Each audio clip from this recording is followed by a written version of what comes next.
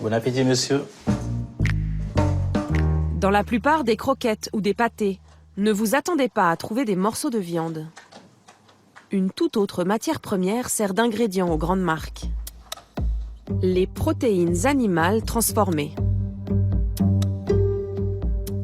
Sur Internet, on trouve des vidéos des entreprises qui les fabriquent. Les carcasses sont broyées, cuites, séchées, puis réduites en poudre pour obtenir des farines animales. Ce sont ces farines qui entrent dans la composition de la plupart des aliments pour chiens et chats. Nous aurions bien aimé pousser les grilles de ces fournisseurs, mais ils n'aiment pas trop la publicité.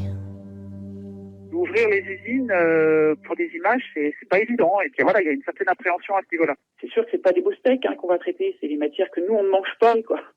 C'est des cuves avec des os, des cuves avec des viscères, des cuves avec des plumes. Ça, généralement, on le montre pas.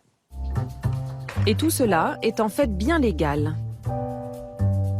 La réglementation autorise les industriels à utiliser aussi les sabots, les cornes, les peaux, les poils, la laine.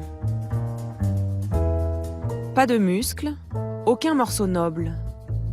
Peut-on encore appeler ça de la viande ?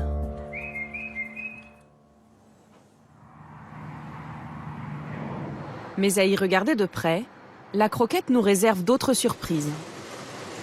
Retour en Normandie, dans la petite usine de Jean-Charles Duquesne, pour la suite de la recette.